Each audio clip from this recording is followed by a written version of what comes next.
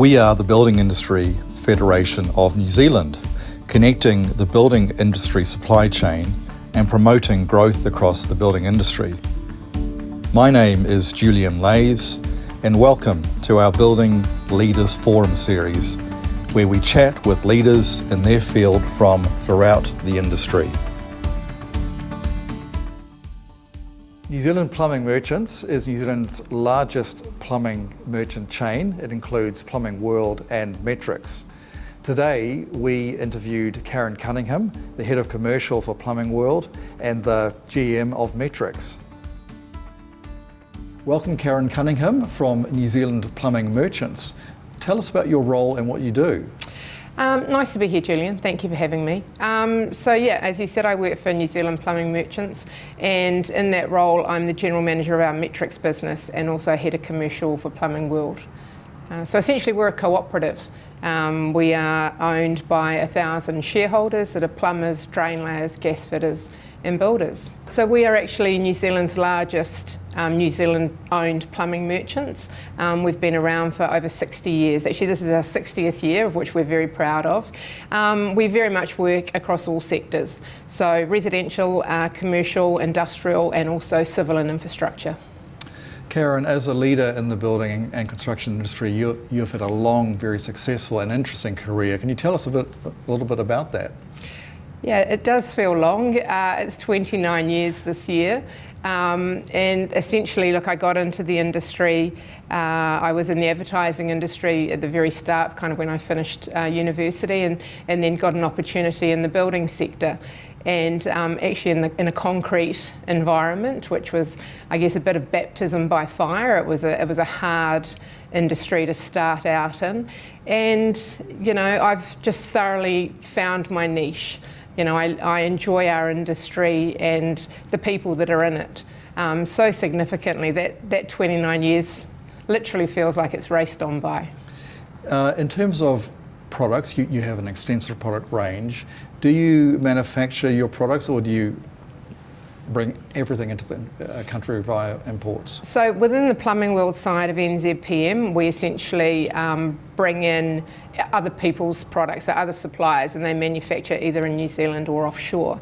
But probably about 7 years ago we developed our own product ranges offshore, and we bring them in under our own brand Levivi, and that has been a game changer for us in that it's allowed us to have greater control over the supply chain. We work from product development and design all the way through to manufacture, and then we distribute that across New Zealand. In the Metrix business, we import 16 agencies that we are very privileged. They are at the absolute top of their game from a brand perspective internationally.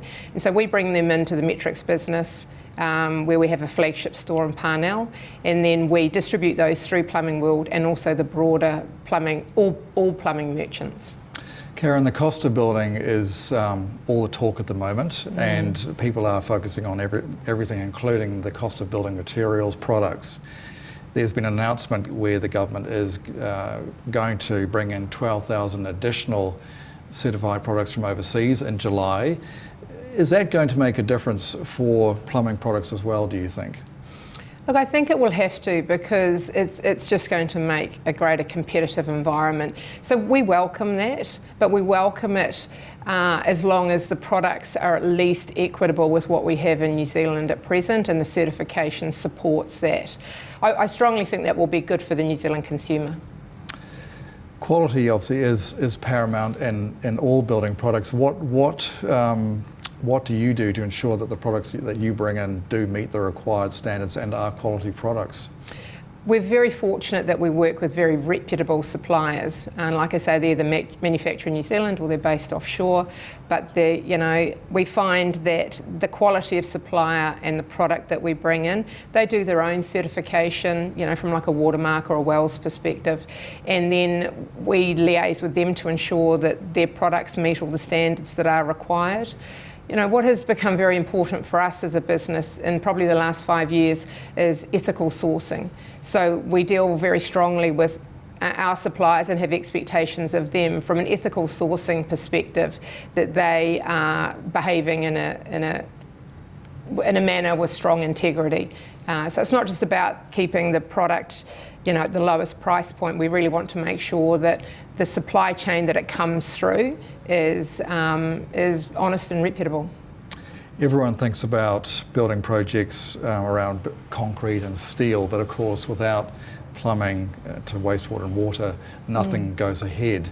How are you able to ensure, with all the disruption to the supply chain, that you are able to keep that supply of products through to your big customers and small customers around the country?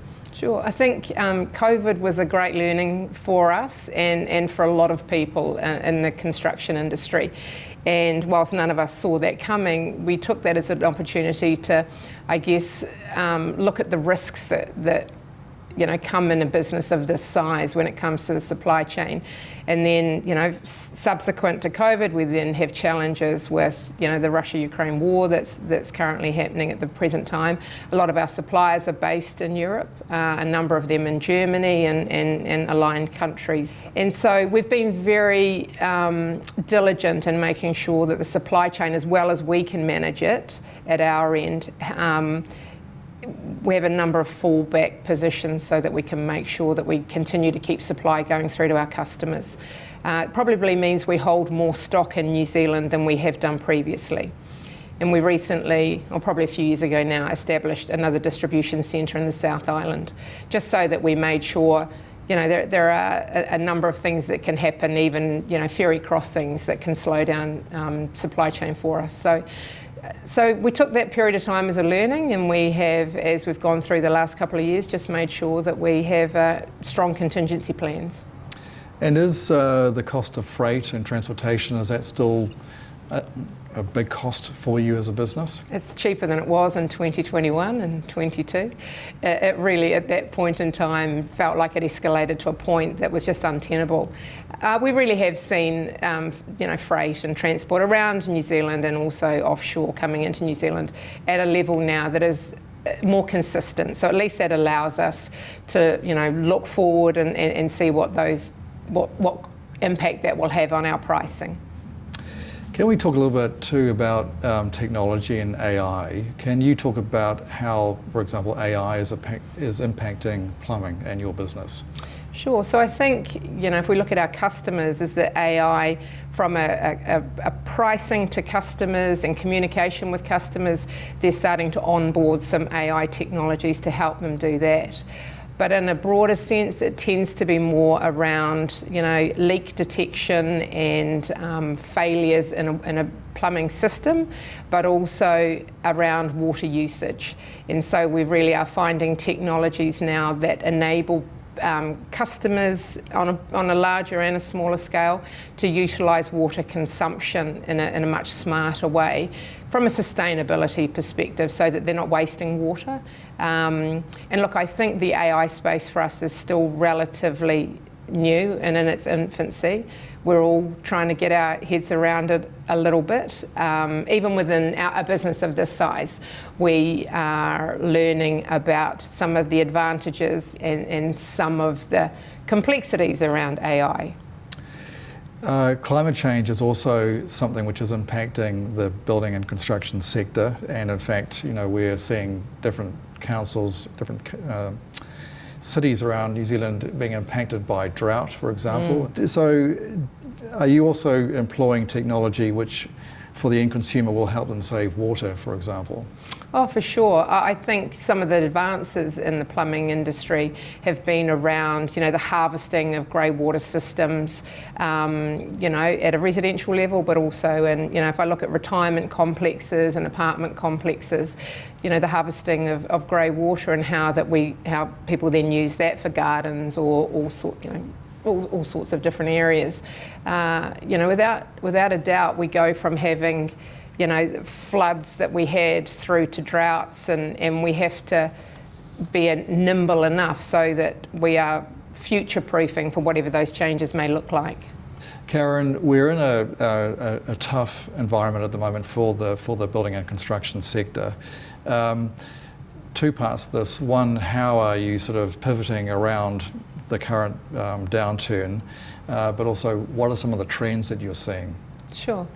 I would have to say this is probably one of the toughest trading environments that I have been in personally in my time within the industry, and I've worked for NZPM for 13 years, and we are definitely seeing it's probably stayed low for longer than we had anticipated.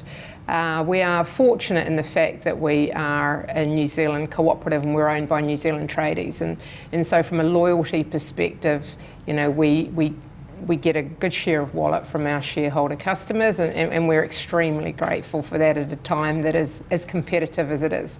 What I will say is that the market is extremely competitive on price, and whilst we need to play in that space, it's not a tenable position long term for any merchant. You know, we recently, and unfortunately for New Zealand, had a good sized merchant go into receivership that had been in operation in New Zealand for 70 years. And we don't like seeing that. You know, yes, they're a competitor of ours, but from the perspective of our industry and the New Zealanders that they employ, that's not an outcome that any person wants or any company wants. So, you know, from our perspective, we pretty much have made sure that we continue to concentrate on what we do well and the relationships that we enjoy with our customers. It's just an opportunity, I guess, for us to reset our business and concentrate on those basics. And you know, we're confident that we will, you know, as an industry, that this is going to, you know, we're starting to see some green shoots, Julien.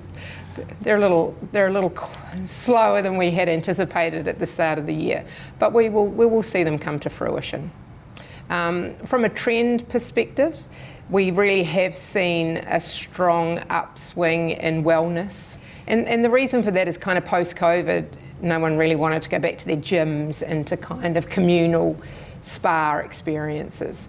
So we have a lot of wellness trends. We see a lot of touchless tapware now. You know, if you go into any of the airports, if you go into a lot of retail sector environments now, it tends to be touchless tapware and touchless hand drying. And so we've seen a lot of that. From a fun perspective, luckily we're seeing a bit of colour, a bit of vibrancy, and that's nice. It's nice to get away from chrome and neutrals. So, and we'll see some more of that as we go through the year. So is it quite important to stay on top of consumer trends or even ahead of it? For example, I was lucky enough, the Building Industry Federation sent me to Las Vegas to see the International Building Show, and they were looking at things like even, there are now toilets, for example, that will tell you, you know, the state of your health by simply, you know, with what you... Diagnostic tools. Diagnostic tools. So are you constantly looking at things like that to what will appeal most to whatever the consumer For trends sure. are? Yeah, I mean, I like you, I'm fortunate to go and see some of these great fairs. And last year I was at the Salone show in Milan, and that's a great opportunity because it's around colour and shape and form, and then, you know, the diagnostic technology that's available. You know, one of our largest selling products within the Metrix group is what we term a bidet sensor wash toilet, and that has every, you know, facility that you need. And so we are seeing again people are getting into all sorts of technology that is helping them in a bathroom environment, which is great. Can we also talk now a little bit about women and the building and construction sector and leadership? So you are one of the few women that you know is a leader in the sector. If you had to give one bit of advice to young women thinking about building and construction, what would it be? Oh, look, it's a great question. I think it's about being courageous. You know, I know when I started in our industry a really long time ago, but I would go to work events or social gathering work events and be one, if maybe two women in that environment. And that was a daunting place to be. But part of that for me was just about being very true to who I was and the values that I held, even that long time ago. And it's held me in good stead as I've gone through my career. What I would say is, I've been fortunate in my time that people have given me some good opportunities where they probably had more confidence in my abilities than at times maybe I did. And so don't ever turn down an opportunity. Be courageous, give it a go. Even to this day, I'm never afraid to say that I don't know an answer, and just really listen to the people around me that do. And, from an industry and a career perspective, I couldn't speak highly enough about it. It's supportive, it's challenging, it's engaging, and it's a ton of fun. In terms of being a leader, can you talk about someone who has inspired you during your career? Sure, I think I've been lucky to have a couple of mentors, if you like, through my career. And again, like I say, they tend to be people that have challenged me. I remember a few conversations over the years where people have suggested I'd be great for a role or a particular project. And I underestimated that. I thought that my capability would get me there. So I think it's understanding that there are people in your corner that really want to see you do well. And for me, from a leadership perspective, it's really important to me with the teams that I'm fortunate to lead across both of our businesses. And I guess you very much have people that step up and want to, take on more or want to challenge and push themselves. And so for me, it's about how we really help people coming through our business to have I guess, a bit of the career path that I've been fortunate to enjoy. And as a leader, what is it that sort of gets you out of bed in the morning, the thing that you really love about what you do? I genuinely, I look at the people that I work with. I'm so fortunate across the companies that I've had the pleasure of working for, but in this business for 13 years. You don't work somewhere for 13 years if you don't enjoy coming to work. And that's about the people. We have great people.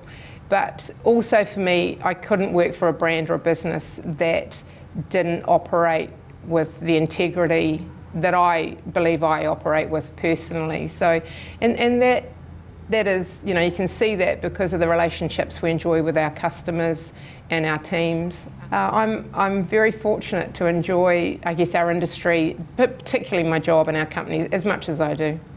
And you obviously have quite a busy workload. You've just been appointed as chair of the Building Industry Federation. How do you manage all of that? Well, I'm a woman. I'm very organised. We multitask very, very well.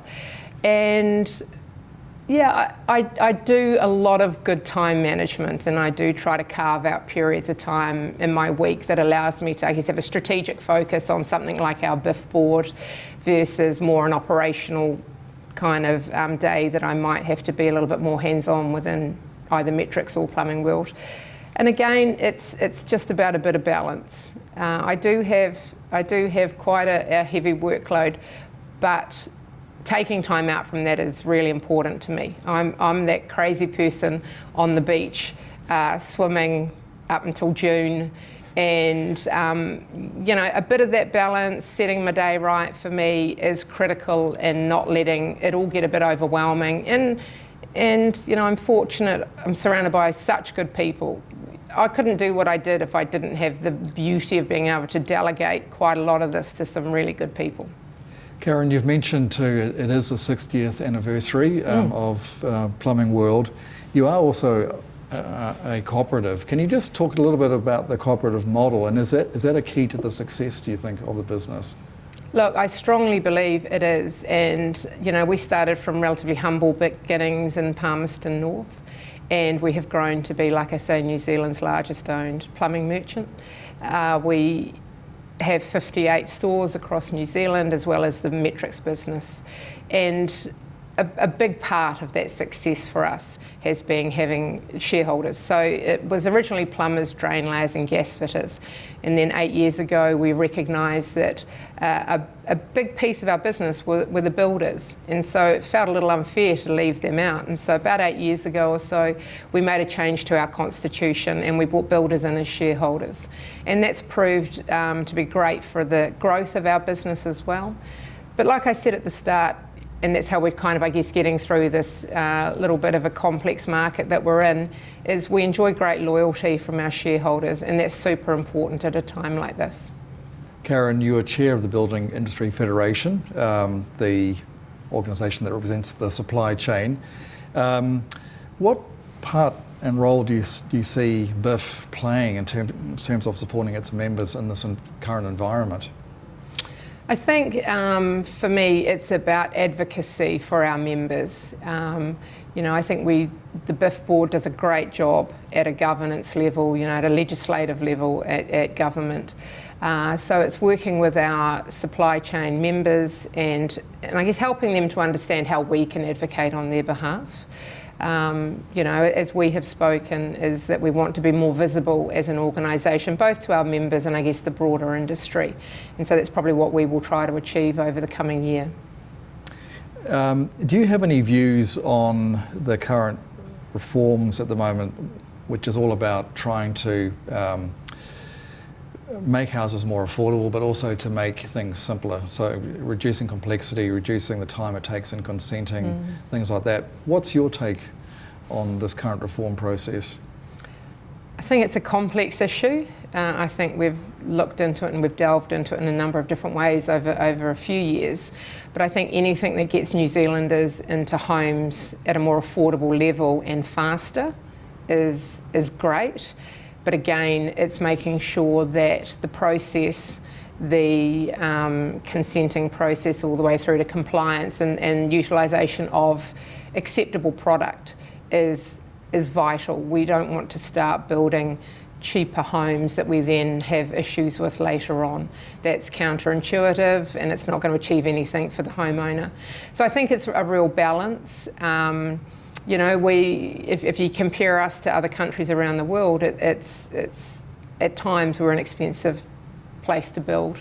And so it's about how we understand ways to do that more efficiently, I think.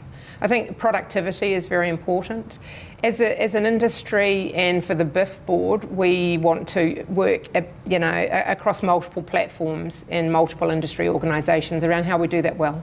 Do you think if we do that well, that will take away the sort of boom and bust cycle that we seem to go through every couple of years? Wouldn't it be great though if it did? We talk about the 7 or 8 year cycle of building. This one seems to have been probably we've come out of that cycle a bit slower. I think consistency would be great. I think it allows people to plan, it allows people to think about how they structure their own personal finances and what that level of risk looks like for them. So I'd be, if we can flatten out that curve a little bit, I'd be quite happy for that. Do you have any view also on the commercial side when you look at what's happening with infrastructure, water infrastructure in our key cities, Wellington or Auckland? Oh. A lot of it's ageing, a lot of it needs to be replaced, but it always comes down to how we do it. What's your take on that side of things? Complexity doesn't even begin to explain how what needs to be kind of done in that space, but it's integral for New Zealand because we absolutely need to retain the New Zealand. It's not an image, right? We're very fortunate we live in this beautiful country with access to clean drinking water most of the time. But we really do need to look at the infrastructure behind our plumbing systems, and across the country and understand how we fix it and how we future-proof it for generations to come. The longer we leave things, it's not going to make it any easier or any less expensive. It's a huge capital investment for the country, but it's a necessary one. Karin Cunningham, thank you so much for your time today. It's been an absolute pleasure to talk to you about plumbing and the wider issues affecting the building and construction sector. Thank you so much again. You're welcome, Julien. It's been a pleasure.